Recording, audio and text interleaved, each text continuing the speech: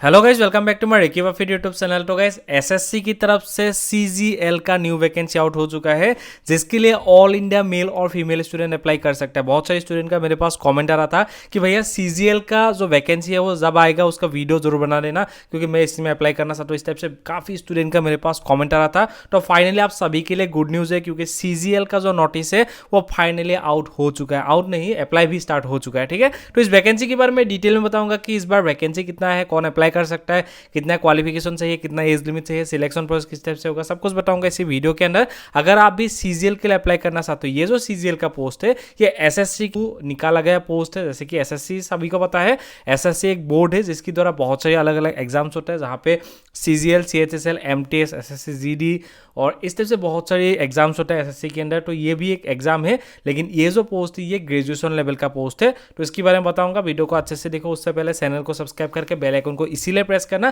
क्योंकि जब भी इसी टाइप की इन्फॉर्मेटिव वीडियो आप तक पहुंचा जाएगा तब लोगों को नोटिफिकेशन तभी मिलेगा अगर आप चैनल को सब्सक्राइब करके बेल आइकन को प्रेस करके रखोगे। ठीक है, चलिए आप यहाँ पे देख सकते हो, ये रहा ऑफिशियली जारी किया गया फुल एडवर्टाइजमेंट है, जो कि 132 पेज का है। एंड ये जो सीजीएल है इसका फुल फॉर्म है कॉम्बाइंड ग्रेजुएशन लेवल। मतलब यहाँ पे क्या होगा, सेंट्रल गवर्नमेंट की जो भी ऑफिसेस है उसके अंदर जो भी पोस्टेस है, उसकी जितना भी पोस्ट है ना अलग अलग डिपार्टमेंट का, तो सभी को मिला के सीजीएल अपना वैकेंसी निकाल देता है। तो सीजीएल एक कॉम्बाइंड एग्जाम है, उसके अंदर जब आप क्वालिफाइड हो जाओगे तो अलग अलग ऑफिस के अंदर आप लोगों को नौकरी मिल सकता है। ठीक है, तो ऐसा होता है। एंड इसका ऑफिशियली जो नोटिस आया है वो 21 मई 2026 को ही इसका ऑफिशियली नोटिफिकेशन आउट हो गया था। तो अप्लाई भी उसी दिन से स्टार्ट हो गया, यानी कि कल से इस पोस्ट के लिए अप्लाई स्टार्ट हुआ है 21 मई 2026 से।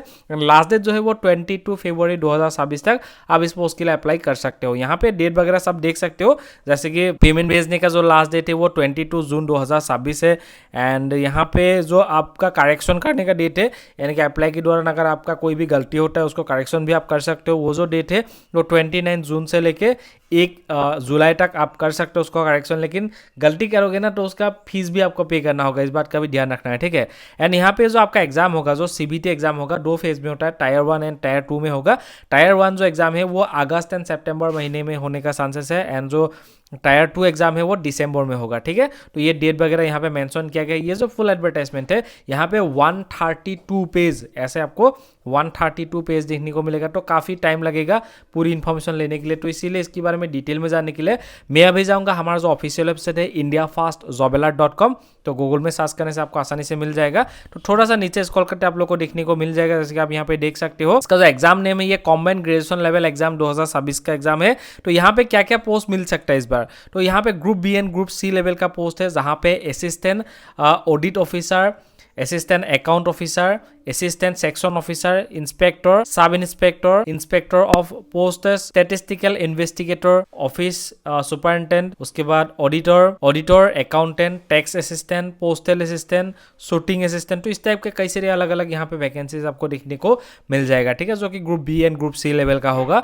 टोटल जो वैकेंसी है अप्रॉक्स 12,256 वैकेंसी इस बार खाली हुआ है। एंड यहाँ पे जो आपको सैलरी मिलेगा 25,500 स्टार्टिंग सैलरी होगा, एंड 81,100 तक आपको यहाँ पे सैलरी मिलेगा।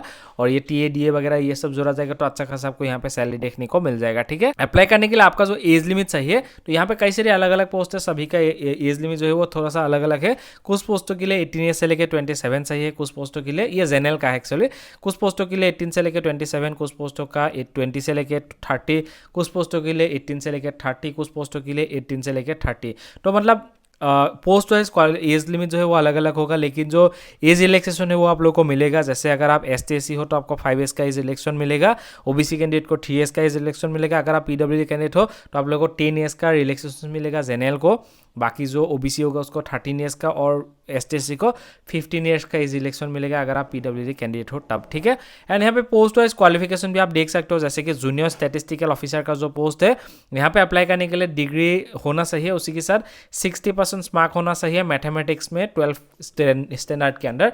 12 के अंदर आपको 50% 60% मार्क आपका होना चाहिए, यानी कि फर्स्ट डिवीजन आपका होना चाहिए डिग्री के साथ साथ। मतलब पहले तो कंडीशन है डिग्री कंप्लीट होना चाहिए, उसी के साथ 60% होना चाहिए मैथ सब्जेक्ट में 12 के अंदर। ठीक है, तो ये यहाँ पे बोला गया है। ठीक है, एंड यहाँ पे आप देख सकते हो स्टैटिस्टिकल इन्वेस्टिगेटर जो ग्रेड 2 का पोस्ट है, उसके अंदर जो क्वालिफिकेशन है यहाँ पे bachelors degree in statistics and mathematics और इकोनॉमिक्स, डेमोग्राफी, इस टाइप से बहुत सारी बोला गया है। जैसे यहाँ पे डिग्री होना चाहिए इन सब्जेक्टों में से, अगर आपने डिग्री कोर्स ऐसा किया हुआ है देन आप इसके लिए अप्लाई कर सकते हो।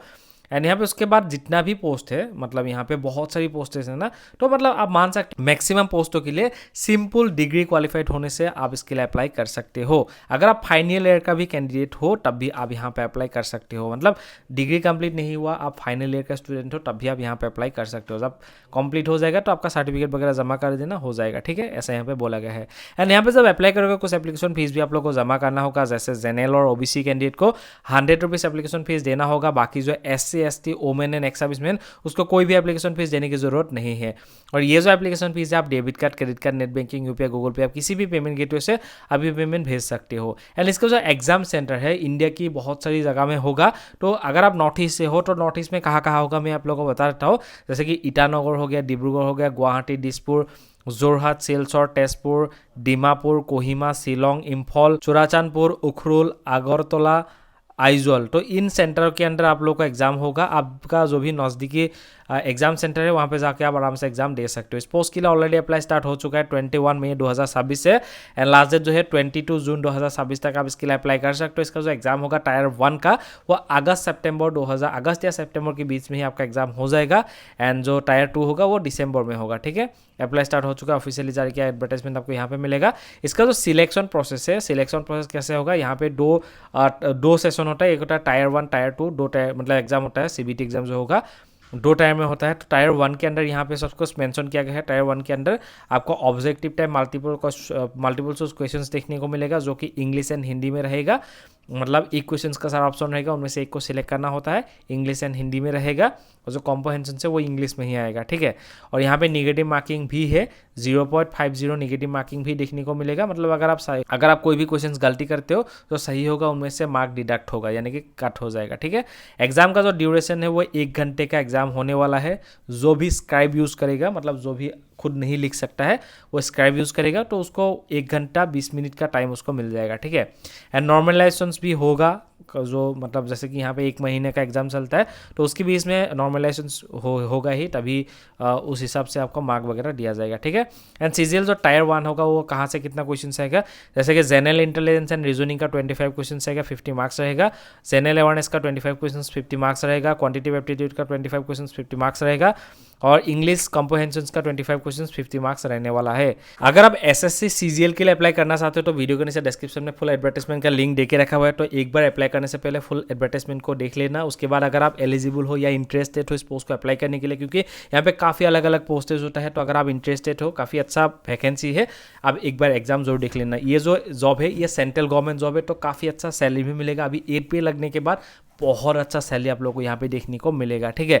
अगर आप इंटरेस्टेड हो, वीडियो के नीचे डिस्क्रिप्शन में लिंक वगैरह दिया हुआ है, तो यहाँ पे क्लिक करके आप आसानी से अप्लाई कर सकते हो। अगर आप लोग को ये वीडियो अच्छा लगा तो वीडियो को लाइक करके चैनल को सब्सक्राइब जरूर करना, क्योंकि जब भी इसी टाइप की इन्फॉर्मेटिव वीडियो आप तक पहुंचाया जाएगा तो आप लोगों को नोटिफिकेशन तभी मिलेगा अगर आप चैनल को सब्सक्राइब करके बेल आइकन को प्रेस करके रखोगे। वीडियो देखने के लिए थैंक यू, जय हिंद।